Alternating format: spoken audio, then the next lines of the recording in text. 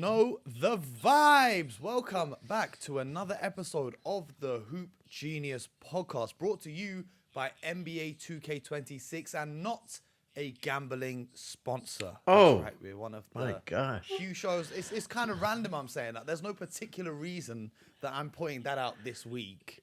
But Coach, we're here to talk about basketball. It's myself, Mo Mootsie, alongside me, the legendary two-time NBA champion, Coach Brendan Sir.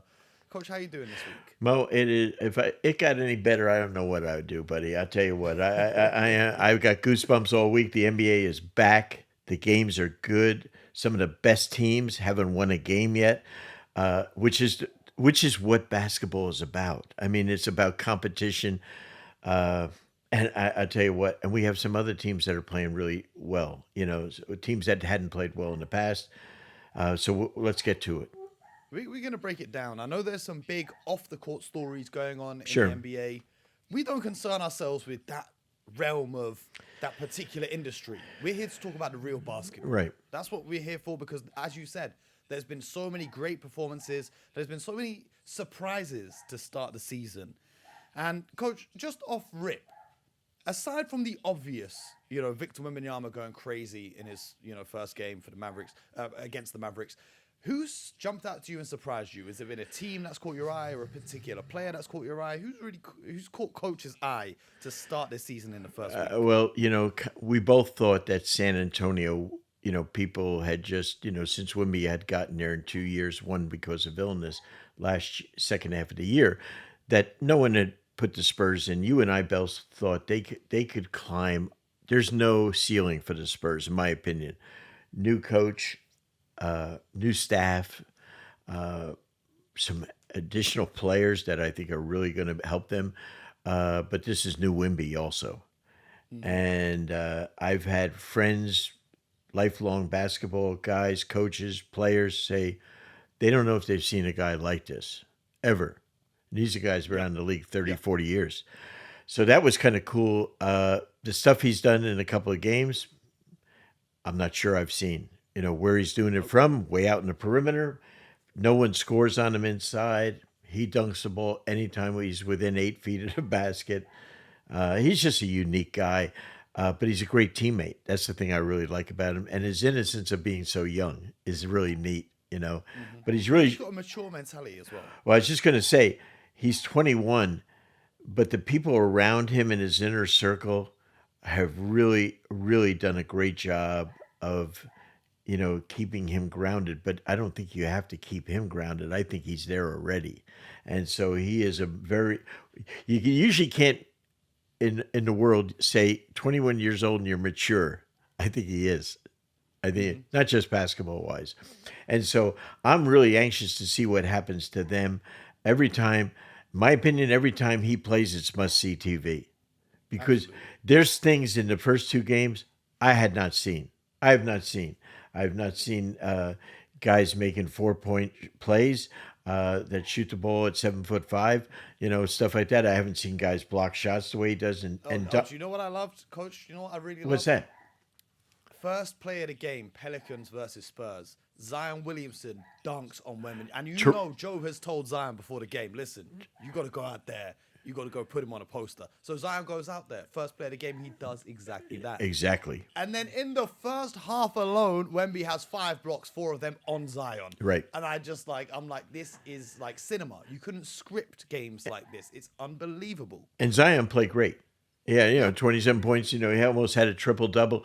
But he competed. But that's how good this guy is.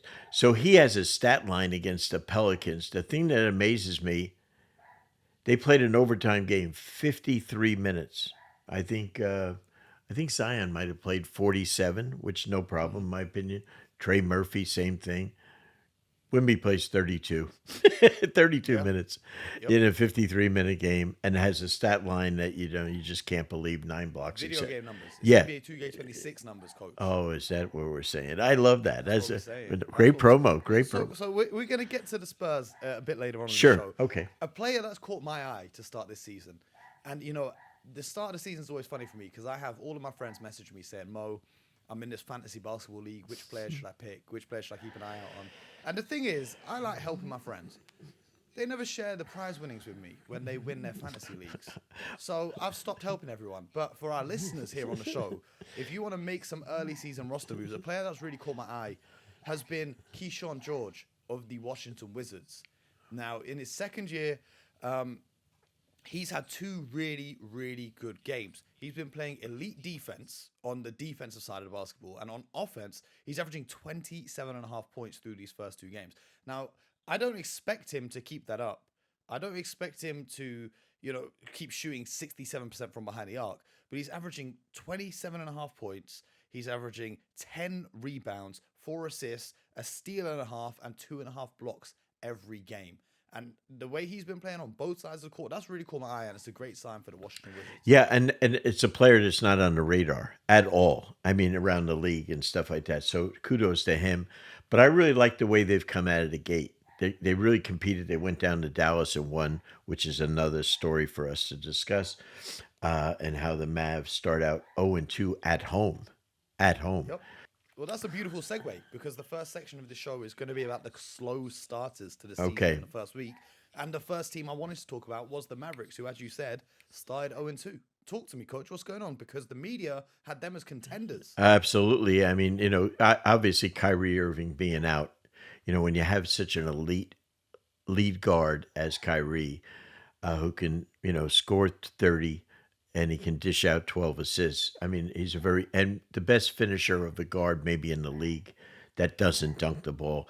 But still they have a lot of talent. And there's something going on there. We always as a coach, you can always see something. And one of the things that you can see is when you do play at home, which is a comfort spot, and you're not playing back to back, which is another thing where you can go play back to back like Golden State did. They win an overtime game at home, then they have to travel to Portland. They get blown out. That happens, okay, on the travel and back to back. But they've had a day off at home, and they've gotten blown out of 2 games, basically. Mm-hmm. That's concerning. As we like to say, my man Chuck Daly used to say, something's going on. And I don't know what it is, but something's going on. Just a thought and an observation. I don't know. I've not spoken to anyone in the Mavericks. Me too. Everyone gets it confused. I don't know how much longer Jason Kidd wants to be coaching this Mavericks team, because ever since that Luka trade, he's not seemed the happiest down there in Dallas. But I wanted to talk to you about this, Coach. He just signed a contract extension this past week. Hey, but if they decide to make a change, he still gets paid. Oh, so. Yes, he does. Take the money. The money's a sure thing. But I wanted to talk to you about Cooper Flagg, the number 1 pick in the draft, who came in with such lofty expectations. We've talked about him on this show before. He's averaging 14 points, 7.5 rebounds, and 3 assists, and a steal to start the season. But they've thrown him in at the starting point guard spot. And for any rookie coming into the NBA, being trusted with that point guard role and orchestrating things out there on the floor is such a difficult task, especially when he's not naturally a point guard. That's not his natural position. What do you make of that? Is that part of the reason for the slow start? No, he's played really well. He's played very well. And then he brought them back in the fourth quarter. And, since we're talking video games, he had a highlight reel in the fourth quarter. He's a small forward that played point, what we call point forward in college, because he can run the offense. But the hardest position in the pros is to be able to guard the man you're that's playing against you, or you're playing against. And so the most elite and quickest players in the league are the point guards. So defensively, you don't want to have him guarding those people at 6'8", 6'9". So I think it's really hard. Then to have him run the show, I don't know. Early season, have the Mavericks made a mistake by starting him at point guard? Well, I'm not going to talk about that, but I do know this. They will tell you that in the NBA now, and I somewhat agree with it, is positionless basketball, we call it, where there's really no positions. And I do agree with that. The way everyone in the NBA plays the same damn way. It's a problem, my opinion. The most used lineup so far for the Mavericks is essentially 4 guys who could play the power forward role plus Klay Thompson. It's Anthony Davis, PJ Washington, Derek Lively, Cooper Flagg, and Klay Thompson out there on the court, which is interesting. And, it's switchable. It's, they've got versatile options on offense, but I don't know if, well, like you say, there's no positions and everyone's playing a similar style. I don't know if it's optimal. Well, it obviously isn't. I think the really interesting thing is that DeAndre Jordan got picked up on Friday by the Pelicans, and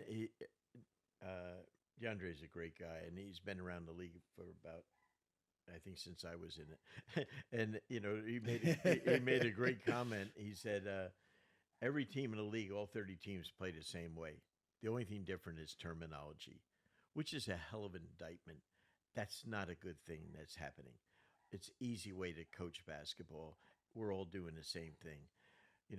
Isaiah said last week, you know, Pat Riley didn't coach the way Phil Jackson did, and Chuck Daly and Larry Brown. We all coach our own style, and you do it really in any sport. I think it's analytics-driven basketball, and they're telling you how many threes to shoot, which is insane. So I think it's going to put for some bad players out there and a lot of bad shots, a lot of bad combinations, not bad players, but combinations. I think that's what we're seeing early on. Another team that's off to a slow start was another team that was looked at as contenders, and I have no doubt that this slow start will slowly come to a stop and they'll start picking up wins. But the OKC Thunder took down the Rockets in the Rockets' first game, and then the Pistons took down the Rockets in their second game. So the Houston Rockets are now 0-2. Obviously without Fred VanVleet, who we spoke about the impact of that injury. But do you put down these first two losses? Obviously, the first one in double overtime against the reigning champs. That's tough. The reigning champs are bringing back the same squad. You're expecting them to win that. But then the battle of the Thompson twins against the Detroit Pistons, they took a close loss there again. What are you looking at for this Rockets team that's they're in the games, they're just not closing them out strong enough? I mean, they should have won the first game. I think that, the thing that you and I talked about is they have nice players. I think two things. They're trying to play with very big team. They actually started basically two centers in Segun and Steven Adams against, and which is I don't see Steven Adams being a player that you want to start because you don't want him to play that many minutes over the course of the season. I love Steven Adams. I love him on my team. Sengun is just an all-star caliber player. But Sengun is basically bringing the ball up the court half the time. I don't want that from my 6'10" player. I think they have to figure out the point guard situation. Amon Thompson's the guy you and I feel because of his size, his length, his defensive ability, not great at running a team, adequate maybe. So I think Ime is going to have to really, really figure out how to defend with this team. They tried to play some 2-3 zone against OKC, and it was absolutely horrific. Absolutely awful. The zone worked really well for them last year in the playoffs, particularly. But it was awful. This against OKC's teams are better prepared for it as well now. Well, they're small, and I've never, you could drive a truck down the middle of their 2-3 zone. So there's a lot of nuances to doing that. It's early in the year; they haven't had a lot of practice time, and they're really struggling to how to fit Shepherd in there because he cannot guard anyone. And he can't get the ball up the court against really quick, good defensive guards like Casey Wallace. Could not get it up the court. This is a problem. This is a real in problem. college, he wasn't a liability on the defensive end. And, Oh yes, he was. I think No, he was. He was huge. Yeah, you think? Oh, no, he was. Everyone knew because I saw some late game sequences when he was in college where he actually held his own. Yeah, it's college, and he's stealing the ball and stuff like that. But he's very small, very small. Yeah. Well, this is what I was going to say. The jump Very in athleticism and also the IQ of the opponents when you get to the pro level just shows you the difference with college and the NBA. So he's really going to have to show something. And I think Ime's going to, struggle and they can't acquire players. That's their biggest problem. Yep. So they're a little bit stuck, and they've done a great job in putting a squad together. And it's going to be interesting because they're old in certain spots, and if you have Durant, Steven Adams, some of those guys playing a lot of minutes, that's not good for the long run. Yep. They've got Aaron Holiday as well. They've also got JD Davison, former G League star. But I don't know if any of those guys are the true answer. We're just going to hope that Eamon Thompson develops as the season rolls on. Yeah. Another team that's off to a slow start, and I know if BJ was still here, he'd be loving it. But my Boston Celtics are starting out with a horrific start to the season. But it's to be expected with the roster changes and everything going on. They're 0-2. But it's not the fact that they're 0-2 that's bad. It's the fact that they were up double digits to the 76ers, lost it in the fourth quarter, and the Sixers put up like 42 points in the fourth quarter. And then the game against the Knicks on Friday night, they for the first quarter, third quarter, and fourth quarter, they won. Yeah. It was just the second quarter they lost 42-12, where they were turning the ball over on almost every possession. And the Knicks, I don't think they had to run an offensive set in the whole second quarter. They just ran in transition and scored at will. Here's what I'm going to say about Joe Mazzulla. Joe Mazzulla's very quickly become one of the best coaches in the league. He's in the top category of competitors. He will figure it out in a big way. He's a team, and they're a team I'm not worried about because he'll maximize whatever they are. So I'm not worried about that. He's going to have them. They're going to be incredibly competitive. How good that will help them be, I don't know. But just the idea of being up in games, I think is a really good thing. But I think Joe is a terrific coach, and I think, Jaylen Brown, as we said, has got to play MVP caliber ball, and their guard problem. They have a lot of guards, but who's going to evolve and come out of there? I don't know. Obviously, Derek's got to play. Derek White's got to be great. Pritchett, I think, overachieved last year. Now he's on the radar. Now with Drew Holiday out, now you're preparing to stop him. Well, It's hard. with Peyton Pritchard, he was the sixth man of the year last year. They put him into the starting lineup. Something that he's doing for the first time on a consistent basis now. But they did acquire Anthony Simons over the summer, who's got more experience as a starter, and they're bringing him off the bench. And I'm wondering if you flip those two around, Pritchard will be more comfortable coming off the bench, and Anthony Simons can give you that offensive punch because Jaylen Brown so far, when all the attention is on him, he's struggling a little bit, not just to create his own shots, but also to create for others. I think what Joe is trying to do with Anthony, who I know since high school, is that I think he's trying to ease him into the transition. I think one of the big things is minutes distribution. You can bring a guy off the bench, and when he comes off the bench, all the shots are for him. Yeah. And so I think that's what Joe's doing. When you come in, Did you watch the Knicks game no, on Friday night? No, I didn't. I can't. So- I can't afford Prime. Oh, well, first of all, I'm joking. first of I'm all, joking.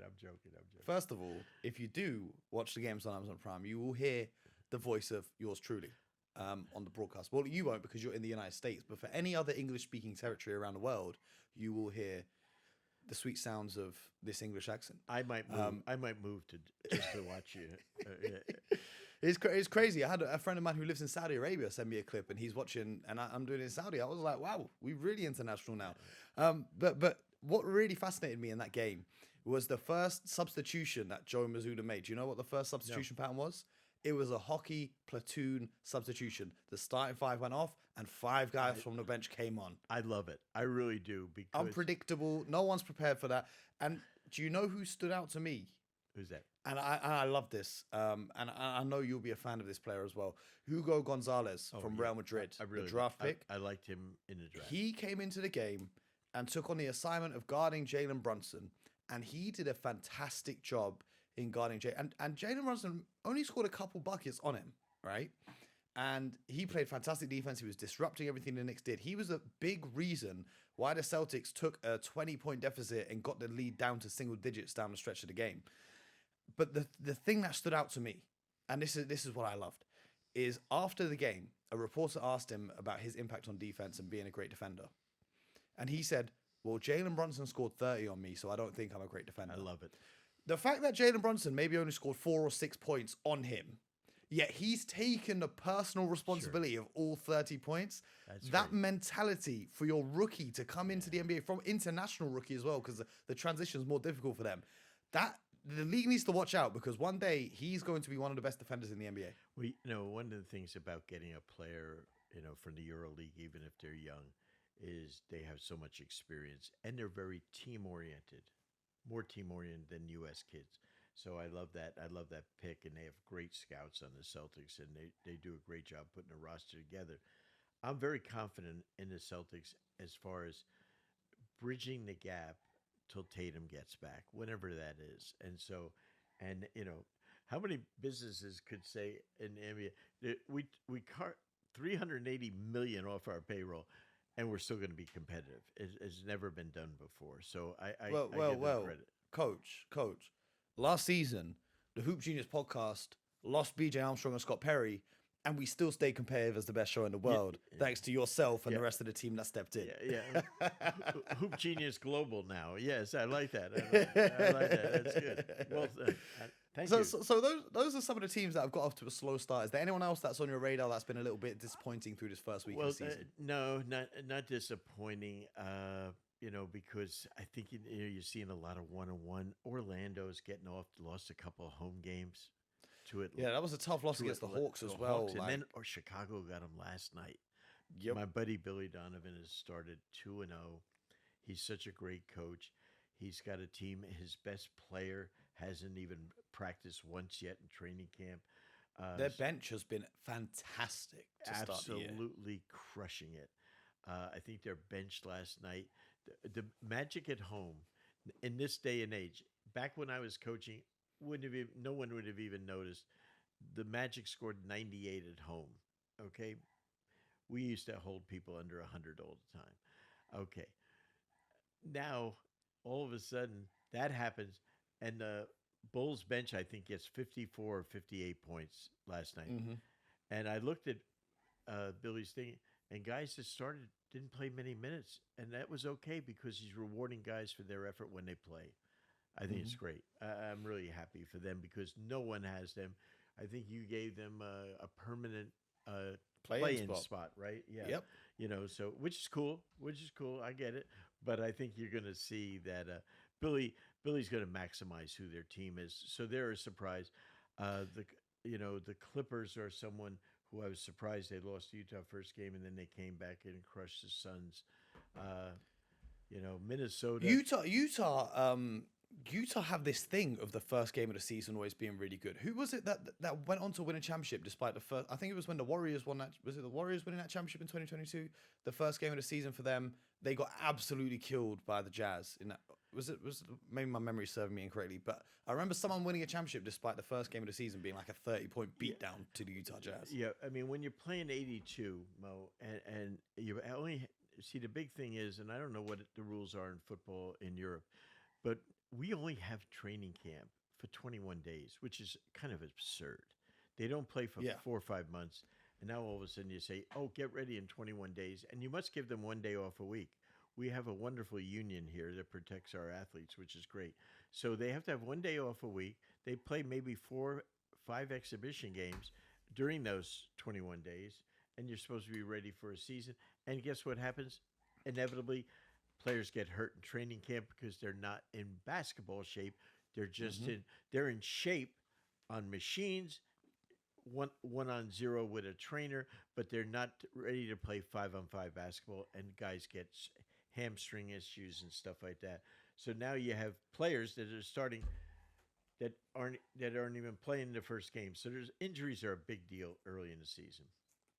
Well, you mentioned the Bulls getting off to a surprisingly hot start. Let's talk about some of the hot starters in the NBA this season. And I want to start right there in New York City with the Knicks, who are 2-0 under Mike Brown so far to begin this season. And what's really standing out to me for the New York Knicks is this new philosophy that Mike Brown has brought in with the way he's doing things. In the first game against the Cleveland Cavaliers, the substitutions, something that we had never seen with Tom Thibodeau in charge over there. It's the stars he used to playing. He didn't have any subs there, right? He only had 5 guys.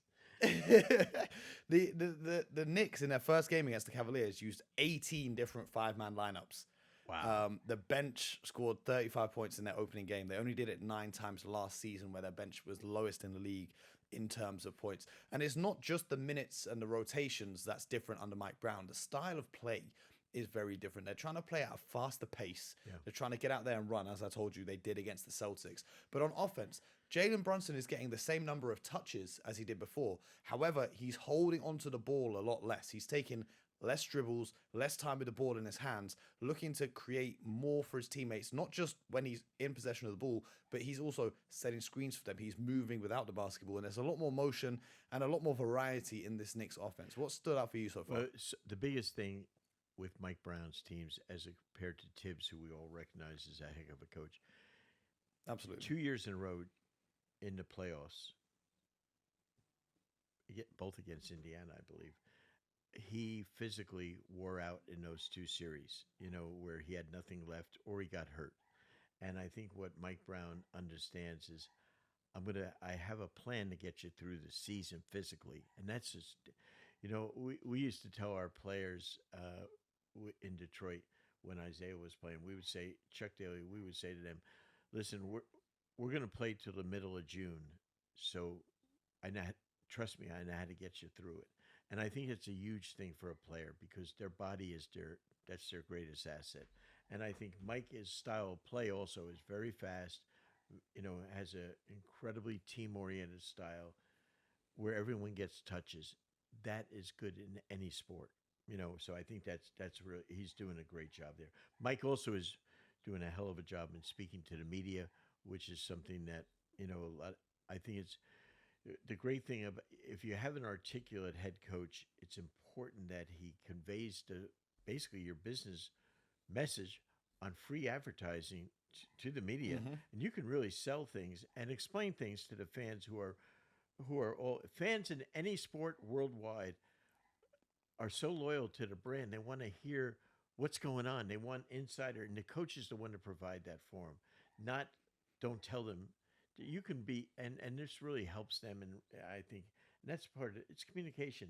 So I think you have the Knicks, Chicago, Milwaukee, and Philly. A little surprised, 2-0.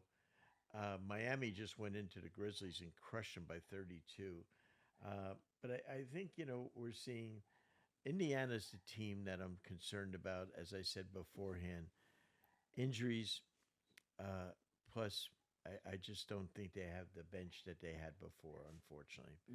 And so, and now I think they're in the middle, going to start they started a 3-game road trip after our Grizzlies losing by, basically 40 points the night before at home.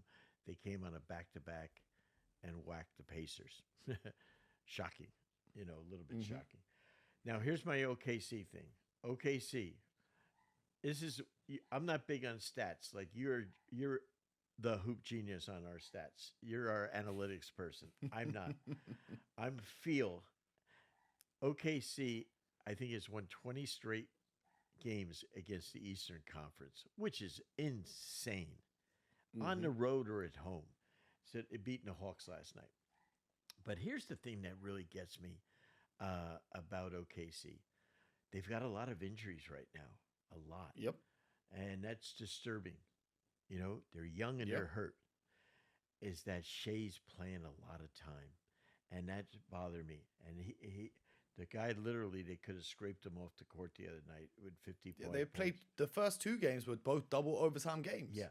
And so that's when I say, boy, I took I'm not going to use the word I normally word, some SH, from NBA executives this week getting on me because our Hoop Genius Instagram clips came out there and said, oh, legend predicts OKC will not repeat. So I got all kinds of flack from my friends at OKC. But it's not because I think they're the best team. I just think you're going to have a target every night, and everyone is playing you so damn hard. You make their season if someone beats you. If you beat them. Yeah. So that's the only reason. Not that I don't think they're great. And shout out to all the executives around the league who are locked into the Hoop Genius podcast. It's become a staple. It's carried on by our alumni. Hey, we appreciate all of you. But let's keep it going with the hot stars. And we spoke about this at the very start of the show, but let's circle the block on the San Antonio Spurs. Coach, the question I have for you is based off just the first week alone. This is a way too early prediction, but could they be for real contenders? Because I had them as a first round exit as kind of their ceiling this season, but could they surpass that? Conference finals, maybe. They can be the first round exit if they have a terrible matchup. And that's what playoffs are all about, matchups. So if they get someone, let's just use Denver as an example. If they play Denver and Denver just has Jokic, Valanciunas, and they're just wearing him out. You know what I mean? That type of thing. But you got to guard him at the other end too. So Houston, I mean, it's probably going to be someone big that they can lean on him, etc. But I've noticed in the matchups, people are putting small players on him defensively. That's going to be a mistake because this guy is now worked on his game to go inside. And if when he sees those small guys on him, when they get him in the post, it's going to be over. Well, you mentioned the Denver Nuggets just there. How about Aaron Gordon to start this season? So happy for the guy. I really am.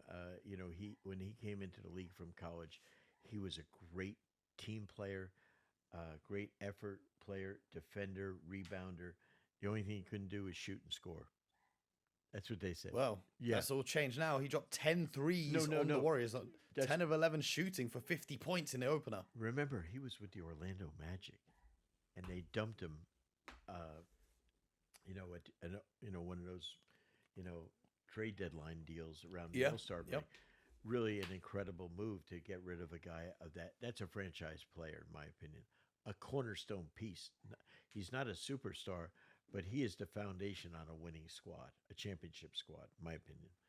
And he was hurt last year, Game 7, so he doesn't play, or else we don't know what would have happened, frankly. I was And he happy played to the see whole it. playoffs. He was playing on basically one arm. Like, Yeah. So he was carrying injuries throughout the whole season. I think we see a guy like that put on a show like that on the road. That's amazing. It was great to see. That's NBA basketball, in my opinion. But the Nuggets did fall in their season opener to the Golden State Warriors, who are currently 2-1. What I'm looking at, though, is they're 2-0 with Al Horford when he plays, and 0-1 without him.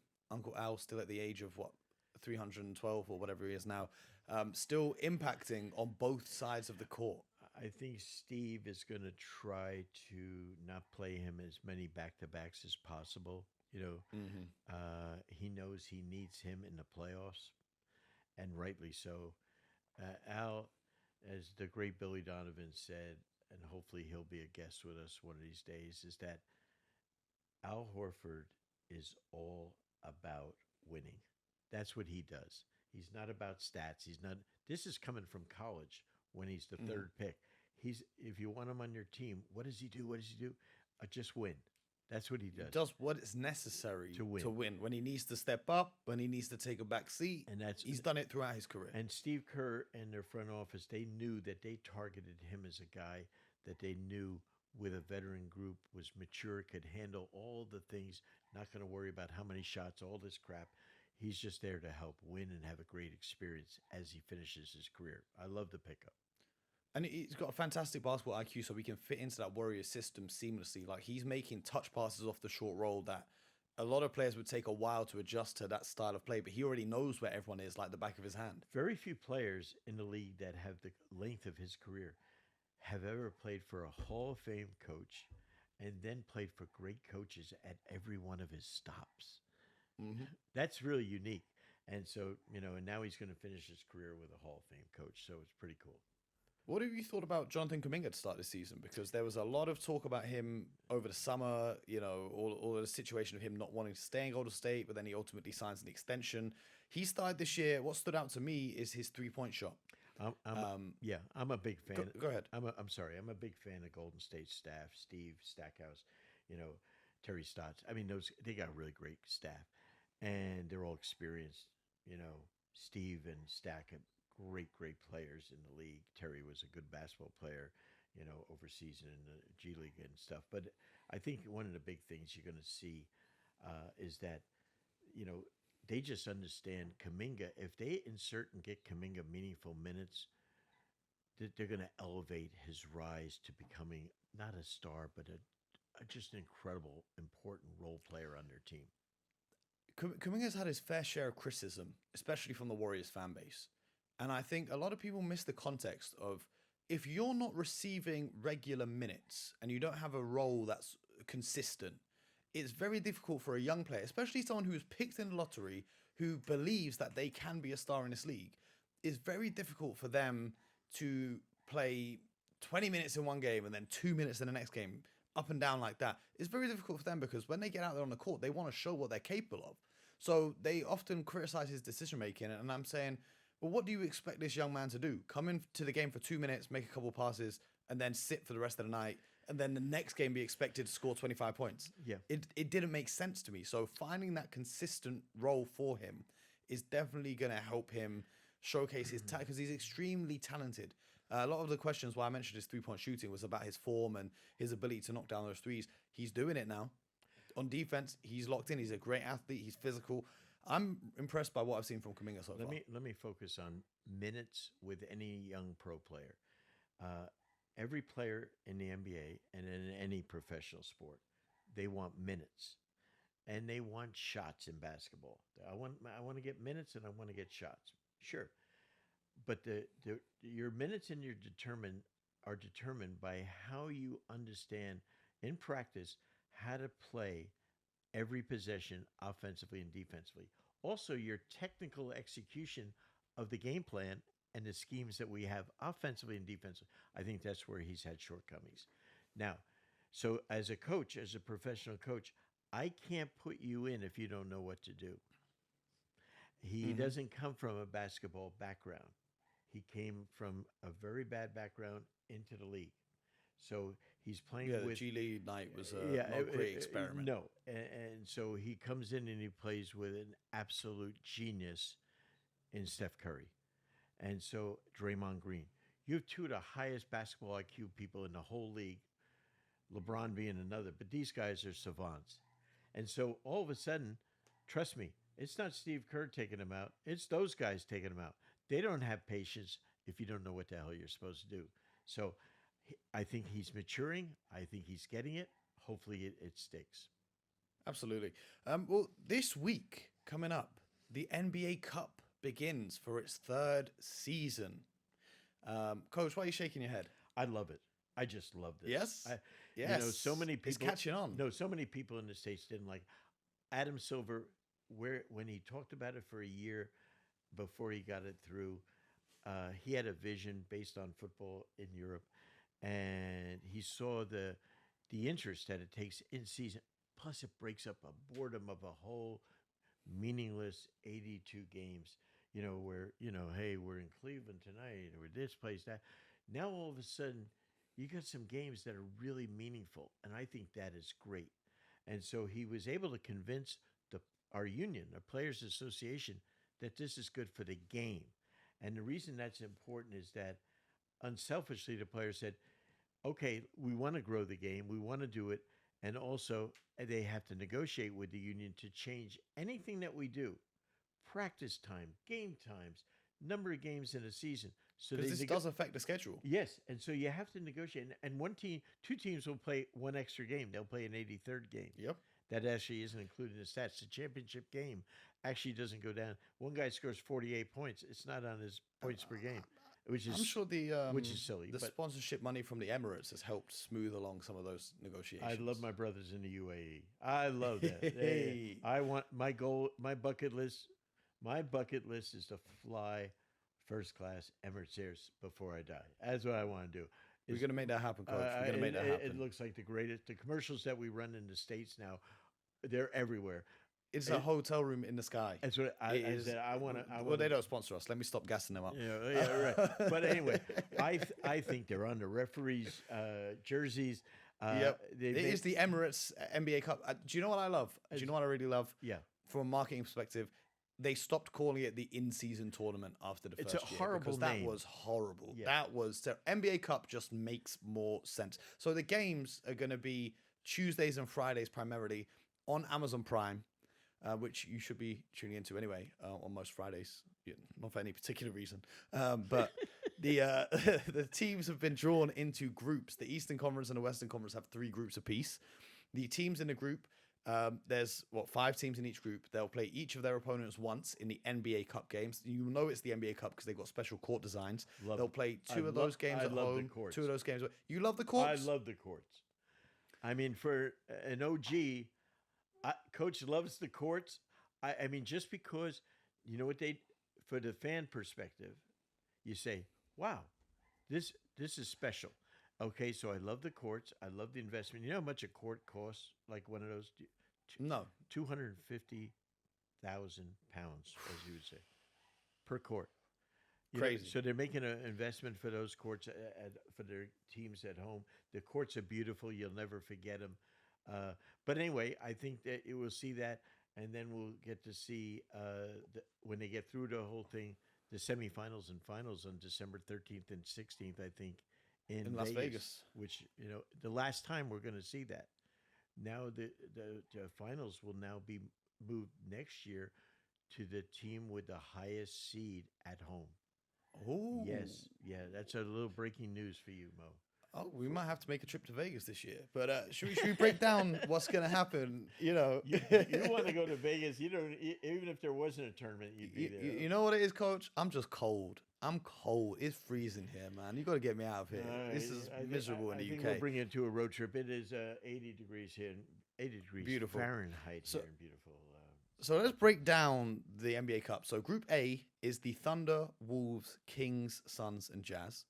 And bear in mind, the winner of each group advances to the knockout stage, plus one wild card I'll tell you about in a minute.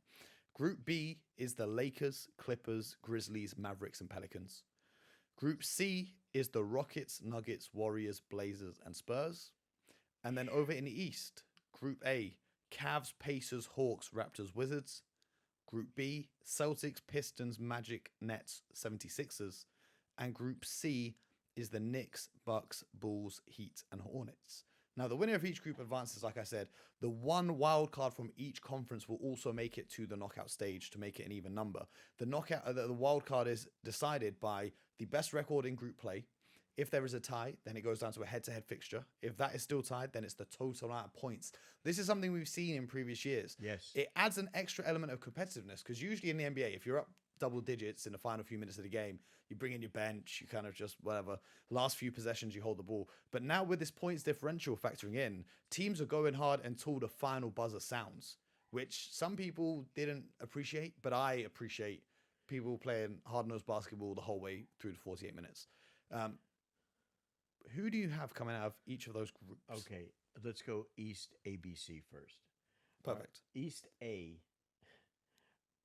I'm going to do it in an untraditional way. I'm just going to pick Cleveland as the best team. Okay. Yeah. Okay. It makes sense because Yeah, the Raptors, yeah. the Pacers, and the Wizards, not really. The Hawks could be a contender, but the Cavs on paper Hawks should. are kind of my runner-up a little bit. And, Yeah. And Toronto is my third team because unbelievable home court advantage in Toronto. Okay. Yep. East B. Okay. I mean, there's some really good teams there.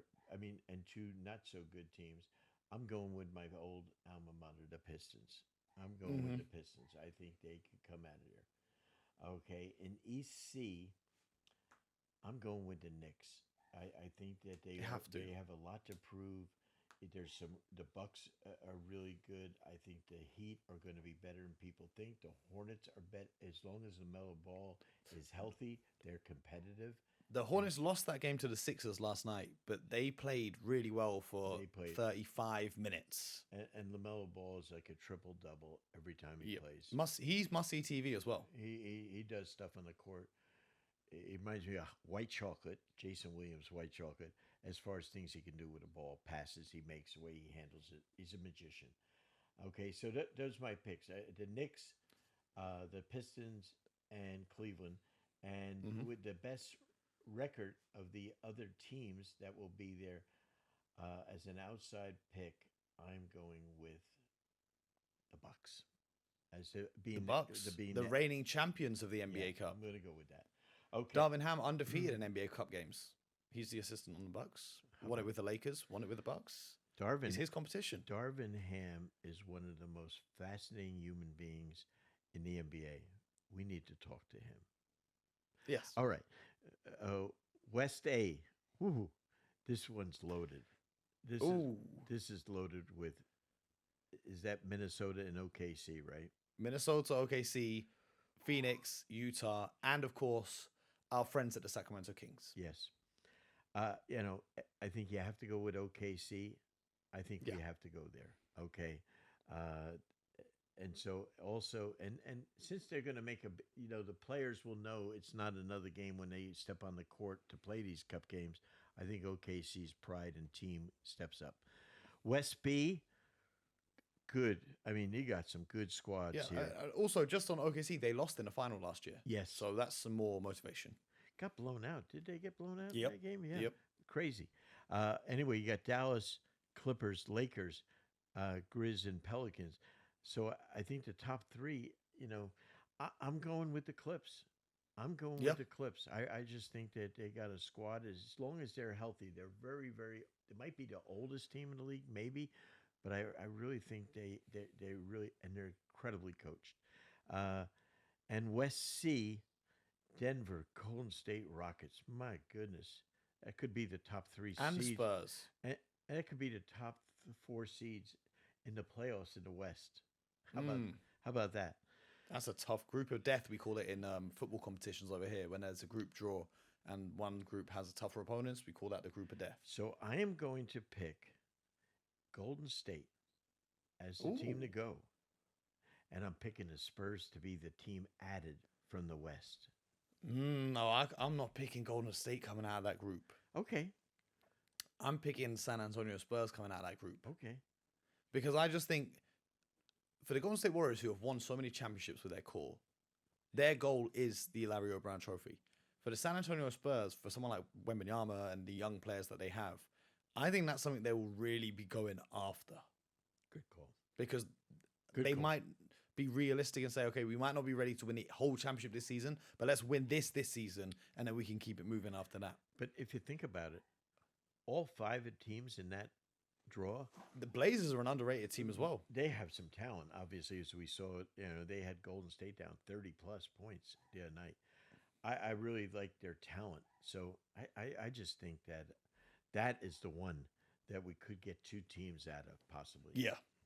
So the teams who advance to the quarterfinals, they get $51,000 each if they were to lose the quarterfinals.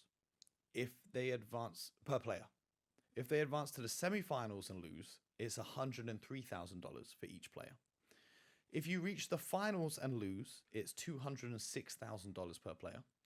And if you win the NBA Cup, it's $515,000 per player, which obviously for a superstar who makes $50 million a year is not a huge amount of money. But for a guy on the end of the bench, a guy on a two-way contract, a guy on a 10-day contract, a guy on a rookie contract, that $515, like when we're talking about in the context of NBA, $515,000 doesn't seem like a lot, but it is a lot of money. That's a house. It's almost a two-way contract for the year. Yeah.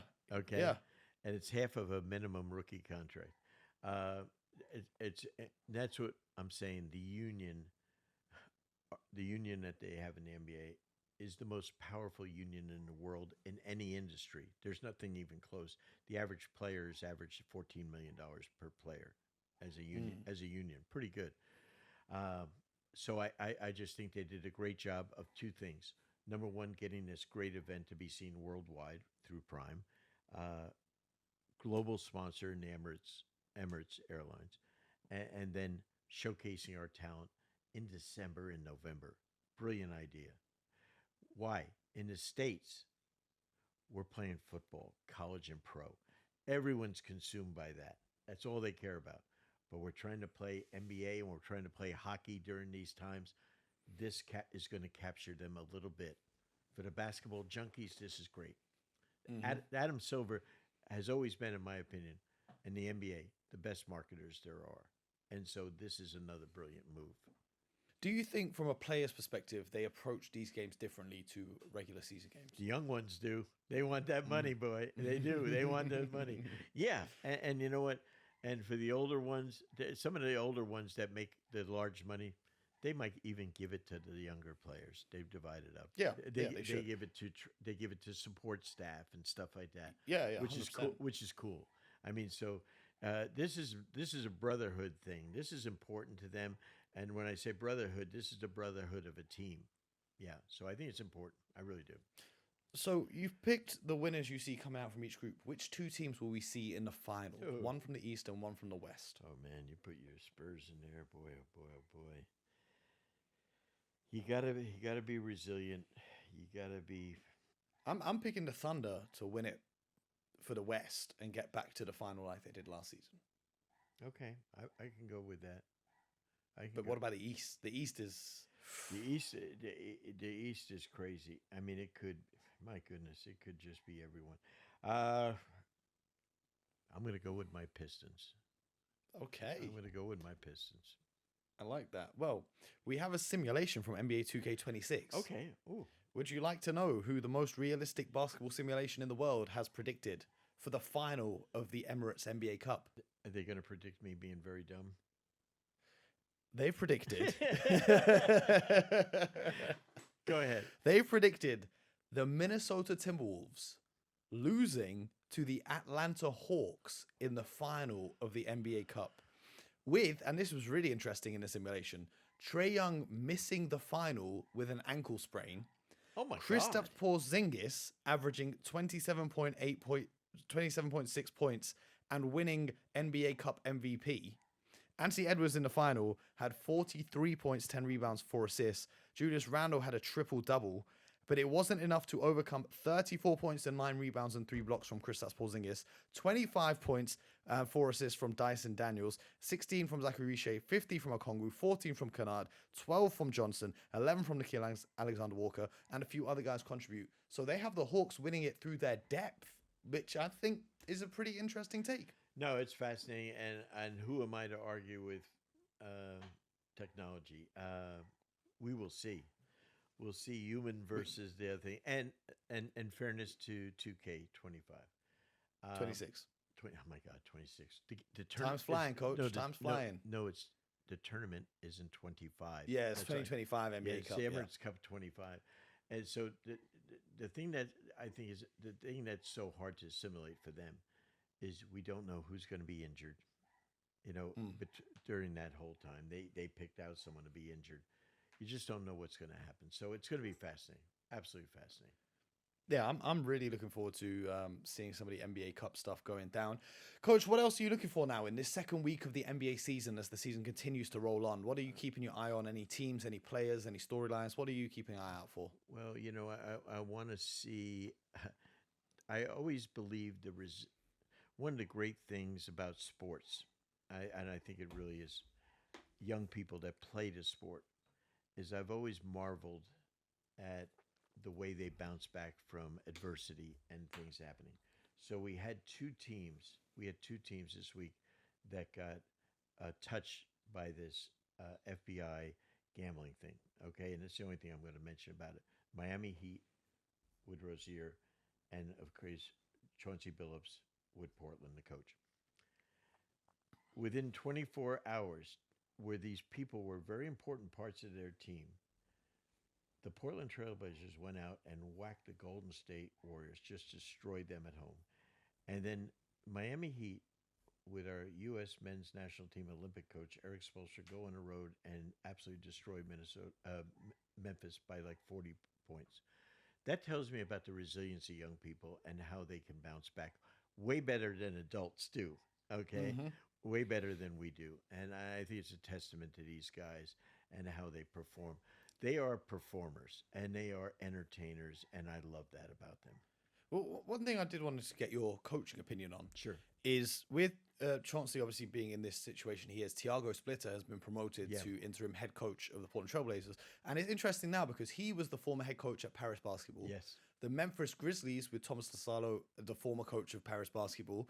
So that's two of the last coaches of Paris Basketball now being NBA head coaches. Their current coach is Francesco Tabellini.